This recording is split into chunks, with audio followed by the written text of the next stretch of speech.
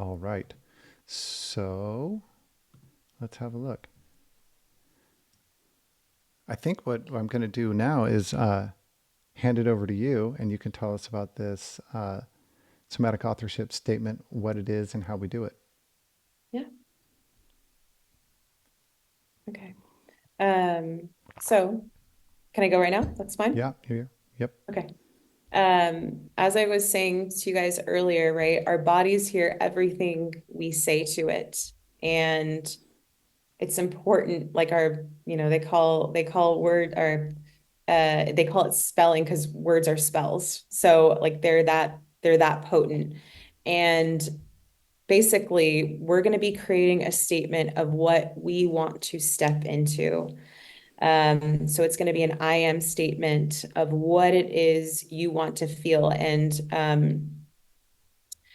yeah, I think my niece is here, and I had us do this in the car in Greece. So we're making this statement. I don't know if she still has it, but what's amazing about this statement is that it can be changed at any time, right? It's a living statement, but I ask that people are obnoxious about it, like put it on the back of their like the background of their phones, their laptops, put it up into the bathroom where you constantly see it, you constantly say it to yourself, like and specifically for chronic illness, like I am healing. I have so much vitality. I feel amazing in my body. I feel balanced. So basically, what I have folks do is write down the things that are challenging them the most right now. Like if you can make a list of anything from, let's just say, like 3 to 10 items.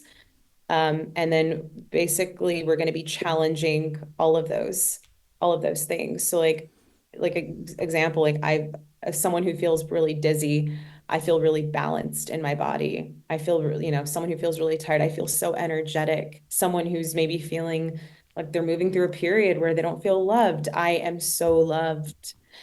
So I always tell people that if it doesn't feel a little bit like BS, then you're not doing it right. Like really, like we're gonna make the what are they saying? Like the delulu churlulu, but like really get like step into what it is that you desire for yourself in the future, but using I am statements. And the thing to keep in mind is that our brain does not know the difference between something that has happened and something that will happen. So when you say I am something, I am doing, like you're in the moment, right? People call that, well, that's manifestation and that's so woo-woo. It's like actually no. So when you speak negatively to yourself, that's cortisol. When you say nice things to yourself, you're getting dopamine and serotonin. So it's actual, these words are actual medicine to your body.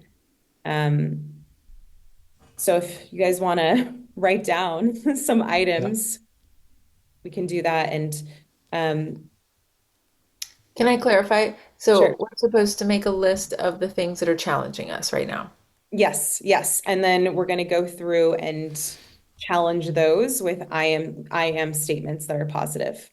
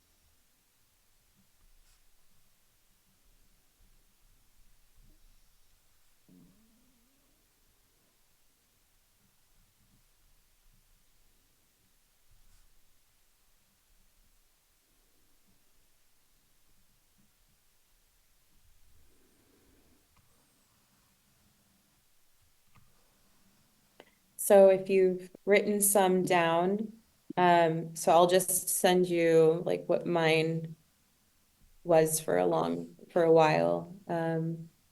Aw, thank you, Claire. Um, so like I'm peaceful, loving, love, joyful, vibrant, energized, centered, grateful, and abundant in all ways. I can go wherever I want and do and eat whatever I want. So I was challenging certain aspects that were challenging at the time for me. Um, so if you would like to create your statement now of I am statements and for me too, like I can go wherever I want and do and eat whatever I want. That was because I was so sick and I was down to 20 safe foods I could eat without an allergic reaction. So my goal was to be able to bring like a more food back into my life without fear and be able to leave the house without fear because there was fear around everything. I mean, I was doing and who I was. I mean, I know my cousins, a couple of my cousins were here and they know they went through it with me or they witnessed me go through it. It's like I'm a completely different person in the like I am living this, which I never thought I would be able to do, but I then get to see my clients live it themselves now where they're like, yeah, this I've actually reached this and now it's time to change it. I have another question. So, Sure. so looking at yours, Mm. and then looking at my list, so do you take, so you don't do an I am statement for each thing. You like take the list and see how you can put it all into like one statement where all of those things are no longer the case. Yes, exactly. Exactly. Okay. And something that works for you, right? Where you're like, if I'm reading this, like this feels good for me to repeat aloud. And something else I ask for my clients to do is to write it down with their left hand to keep, or their opposite hand to keep their brain as plastic as possible. Because that helps in creating new neural pathways.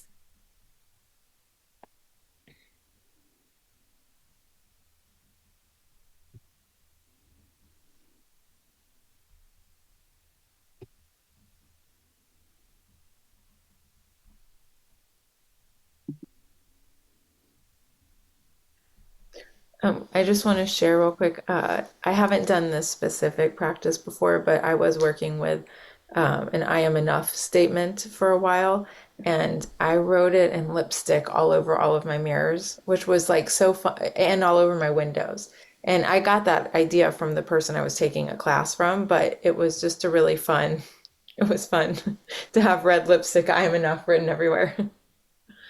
I love that. Imagine writing this, writing this statement too in red lipstick where you have no choice to see it on the mirror and see it reflected to you. It's Yeah. beautiful. I love that.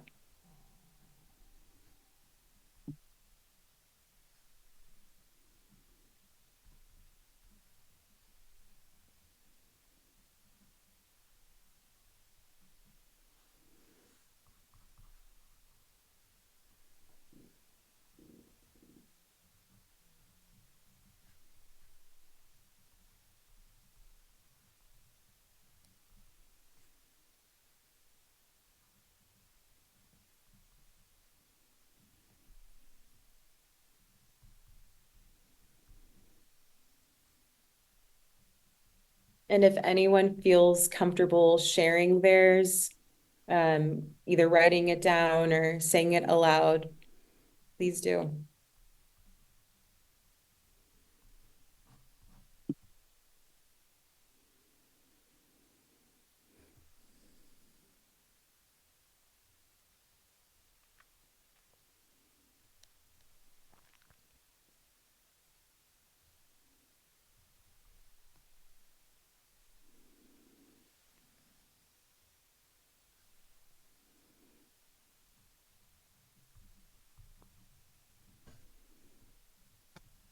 Claire wrote hers to me. I am happy, deserve love, grateful, hopeful, and at peace. That's so beautiful.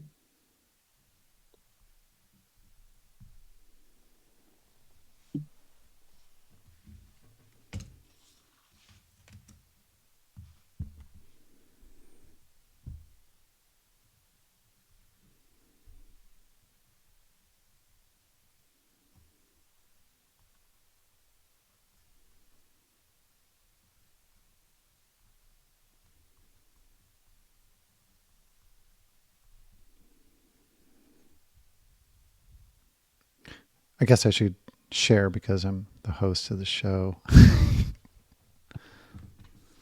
I am joyful, prosperous, healthy, strong, agile, and durable. I am helpful to my aging parents and secure in my long-term vocation. Wow. Powerful, beautiful.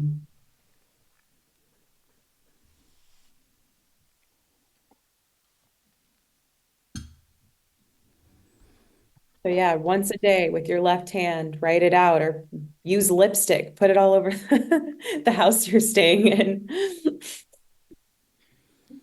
Yeah, we just leave it. Yeah, We'll put it. It'll be really a nice vibe for them. The owners when they get back. that's what I'm saying. Yeah, totally. They'll love Yeah. it.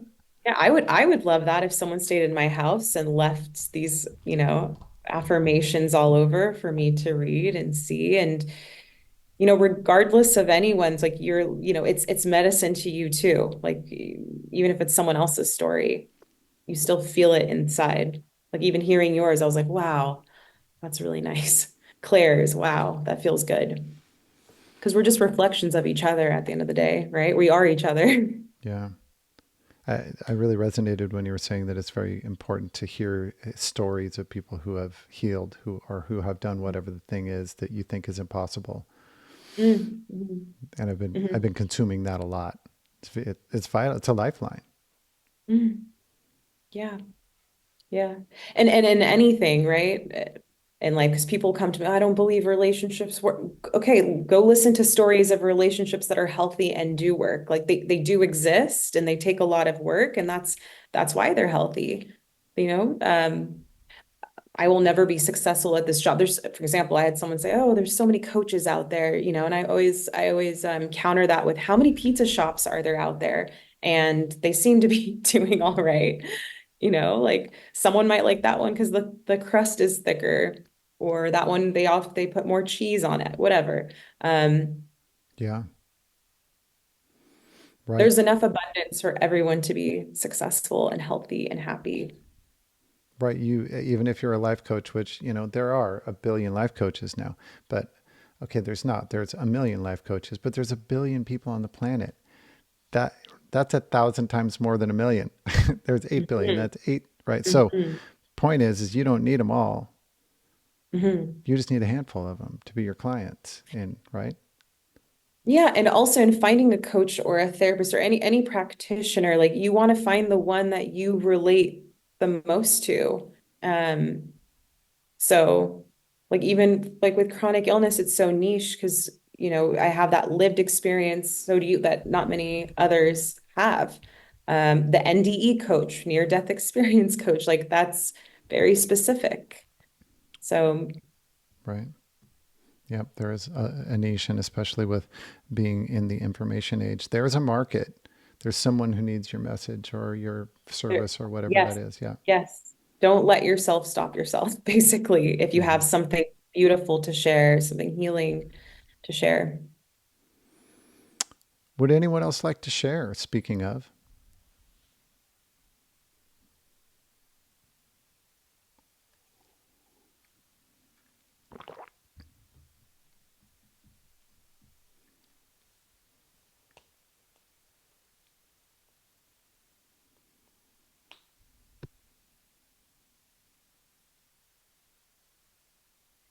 I'm hearing crickets.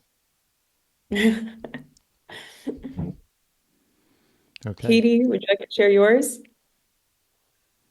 I don't have it finished. I have a list of things, but I don't have it finished. I'm Hmm. kind of I mean I yeah. I, I'm one of those that like I'll probably wait until this call's over and then actually sit down and write. It's perfect. Yeah, Sorry. taking that time for yourself is really important because, yeah, and some are longer than others. Yeah.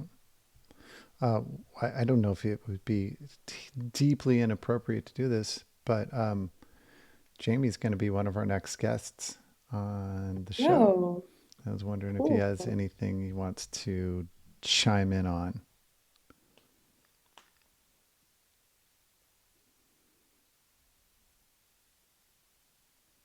That could be a no.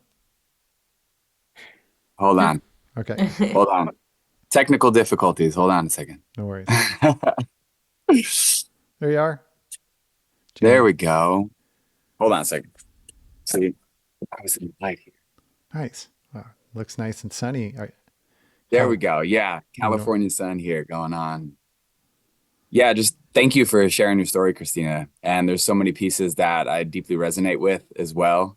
And David, you offering the little nuggets too of the diagnosis, and that's a piece that I've given myself permission to get out of my own way to share more of my story with, as the two of you know, that I'll share with you healing from ulcerative colitis in ways in which were not offered to me. And so just hearing your story and knowing that that is medicine for the people solely in sharing the story, even if they aren't diagnosed with that specific piece, that they do have a choice, that they can tap deeper into self-love and self-care and choose to begin to trust themselves in their intuition and allow that to guide and then reach out for support in those ways. So really impactful to hear parts of your story, little snippets. So appreciate you, Christina, and for David for providing her an opportunity, because now I know that you exist, Christina. How lovely.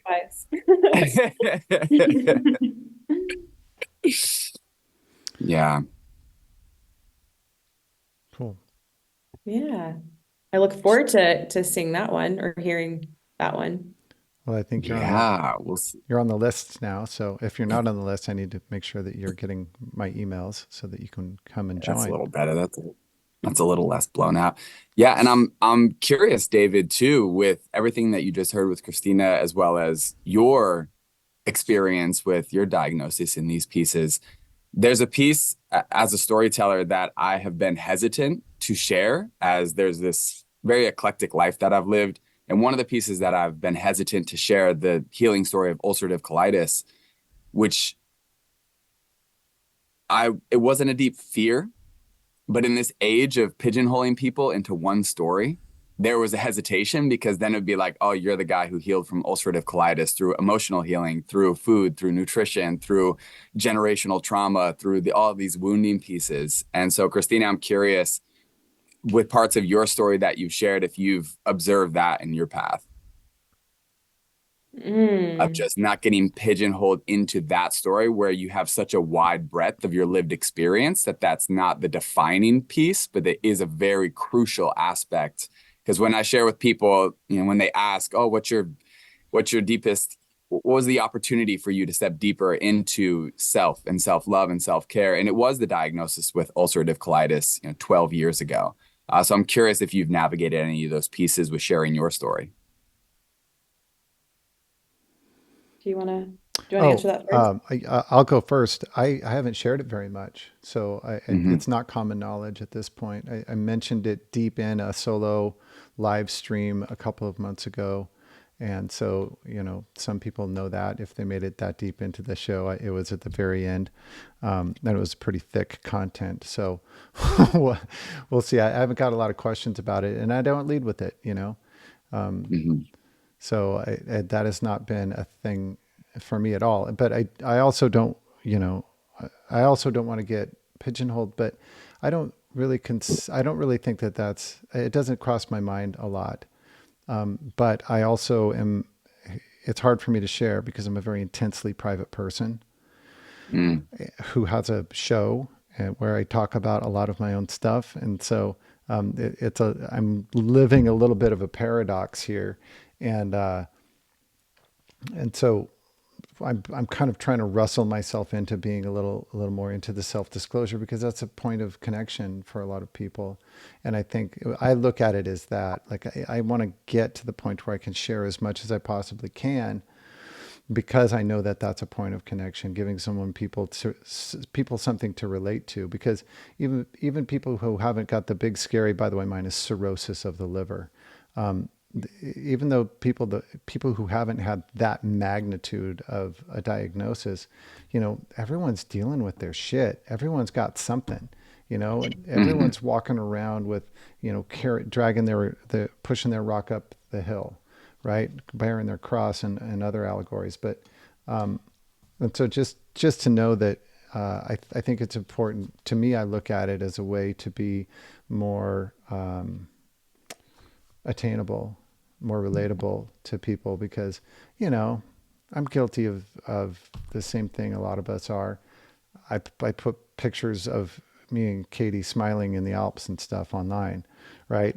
It's not all puppy dogs and butterflies and stuff. Life is hard. Life has got its challenges, and all of us are subject to that. And so that's how I look at it.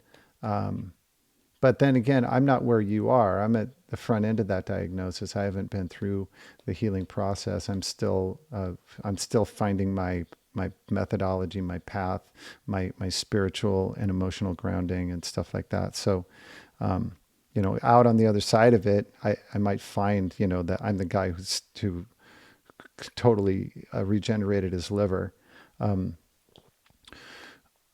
Where allopathic medicine, they told me to stop drinking and take an iron supplement. End of treatment plan. If it gets worse, we'll put you on a transplant list. Seriously, this is what they have to offer. Mm-hmm. And I'm like, no, there's lots of people who have healed way worse condition than I have. You know, they've come back from end stage, you know, on the liver transplant list and stuff and healed. So I know, I'm very confident that I can heal, but it's not an ascent curve. And when I come out on the other side, that might, you know, and part of the thing is this ego where I don't really want to talk about it much because I don't have a very good story to tell because I haven't come out the other side of it yet and all that, you know, mm-hmm. Right? And so that would be, I think I'd be a whole lot more willing to talk. My ego would be a whole lot more willing to talk about it if I had healed from it. But you know, I'm still walking around with a plump upper ab and stuff like that. So, and all of the symptoms over the years that now I look back and go, oh, right. Because I probably had fibrosis in my liver for, you know, decades to various degrees. So anyway, that's what I look at it. I look at it as an opportunity to become more relatable.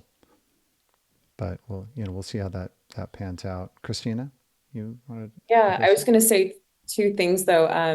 If you've not considered panchakarma, to maybe look into that. I did that for 2 months last year, and it was really impactful. And the reason I'm bringing it up is because someone was there with cirrhosis of the liver, and yeah, it was so much better by the end of it, and the lab work reflected that. Sweet. And also, you know, it's this idea that we have to be healed in order to heal is just not true. Like, you know, if you have something to share while you're on your journey, that's amazing. It's like that perfectionism, which is its own trauma response, will stop us from doing that. The ego. The ego. I don't believe in killing the ego. I believe in living harmoniously alongside it, because it does have a beautiful part to play within ourselves. And also, I don't believe in ostracizing parts of ourselves, because we are a mosaic piece and we need all of it.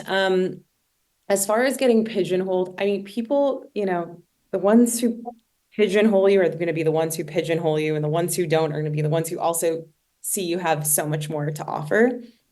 So just letting people do what they're going to do, whatever they're going to project, is basically how I feel about things. And people still, even though I'm like very, you know, chronic illness heavy in terms of like my treatments and offerings and so forth, like people find me who are struggling with anxiety. And it's really interesting because regardless of what someone comes to me with, you know, it's the same exact trajectory of understanding the root of dis-ease in their lives.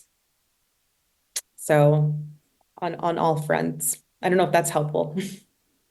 It is. Yeah, both of those together are very helpful, especially David, what you shared of having a story. It's a wildly epic story now that spans over a decade. And I don't associate with the diagnosis anymore. I do believe, you know, if there's an I am statement, I am healed of their diagnosis of ulcerative colitis. And so to be able to share this story with more people in the field, that I connect with over a wide swath of different lands that I do share snippets of this story.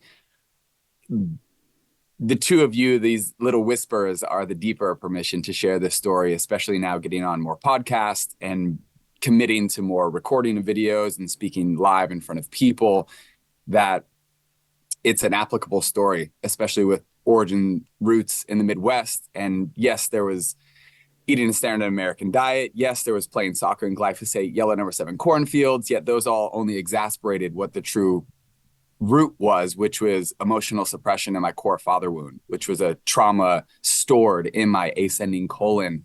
And so everything else exacerbated that over a lifetime. And so I appreciate you guys sharing that, because it's that last little boost as well that I've been sitting with over these last few days as a storyteller, as, you know, a way shower for others, that there is another option when you're at that table in a doctor's office and they give you 2 options, medication or surgery, and you decide to listen to that intuitive voice within rather than suppress it and start to do what they tell you not to do, which is experiment on yourself. And so I appreciate you guys. Oh, thank you. Thank you for sharing that, because so much of this is the trapped emotions. And I also think, like, we get chronic illness in this lifetime to heal the generational pain and trauma, right? Like, it's almost like this gift of, like, nope, we're doing this, like, so that we're not passing it on and on and on and on. So thank you for everyone listening. Thank you for doing the work, not just for yourself, but future generations to come, and to just lighten the world in general. Like, when we heal ourselves, we heal the world. Well said. Thank you so much. One last offer for anyone who would like to come on and share. And if not, going once, we will say thank you so much, everyone, for hanging out. It was really fun. Thank you, Christina. Thank you. Wonderful Thank you. show. Thank you to everyone who attended, everyone who's watching. Yeah. Okay. With that, we're going to say this has been The Evolutionary, and I'm your host, David Knox, and we'll talk to you next time. And I'll cut it there. And so, Christina, yeah, go ahead. I wanted to wait till the recording was over because this is more, it doesn't need to be on there, but Panchakarma, is that what they used to do at the Chopra Institute? You know? So the Chopra Institute so it's a version of it. It's not as intense as what they would do in India. There's certain things that just are not legal in the US that they can't dive into, but I can send you the place I went to. It's incredibly inexpensive, and the husband and the wife are both doctors. I mean, this medicine has been around for over 5,000 years. I cannot recommend completing a Panchakarma. I just have to say, like, I'm just kind of, it's one of those synchronicity things where I'm just like, I cannot believe you just said that, because like 3 days ago, I said to David, I've always said that if I got sick with anything, that I would, and I think the Chopra Institute, it closed or it doesn't do that anymore, but I used to say that that's where I would go, that's what I would want to do. And it didn't even occur to me to say, you should do that. So I'm just like, wow, that's quite a synchronicity in my mind that I had just said that like a couple days ago. It 100% is. I'm gonna put in meeting group chat. I'll put in the place I went to. And the reason I found this place is a client of mine, her aunt was able to put her autoimmune disease into remission. So I just said, okay, let me just call them, and they happen to have a room. I mean, I paid for 2 months, it was like $2,400. And we're talking like 3 meals a day. Everything's from their farm. The medicine is from their farm. Everything is organic. It's intense. It's one of the harder things I've done. I say it's like if Vipassana and ayahuasca had a baby, it would be a Panchakarma, because they consider it akin to surgery. So you're not allowed to eat any outside food. I mean, everything is based off of your, like, what you're moving through. So like the food looks completely different. Like if David, you and I went, the food they'd give you or serve you would be different than what they would serve me. But yeah, it's amazing. It's amazing. I'm like so grateful to it forever for what it did for me. And there were people with UC ulcerative colitis there, two people, and by the end of it, they were like, I don't have symptoms.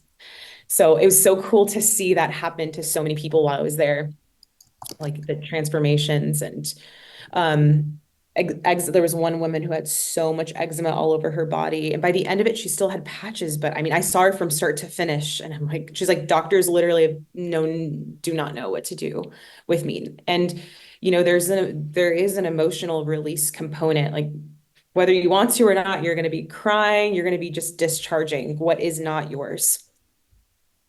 Yeah, that's beautiful. By the way, thank you, Claire. I see what you put in the chat. I appreciate that. I have both my beautiful cousins here, so it's so nice. Yeah. Wonderful. um Yeah, I would like to say one thing. I have lived the majority of my life not accepting things. When diagnosed with things, I was chronically ill when I was young and almost died a bunch of times, but made it through and was told I would never have kids. I did. I have two healthy children. My mom was diagnosed with cancer and given a very short sentence. Again, didn't accept it, didn't go the traditional route. I've known Christina her entire life, and the best that I can describe her is she's a bumblebee. When she was little, she buzzed around, and she still is a bumblebee. mm. Mm. Thank you, Claire.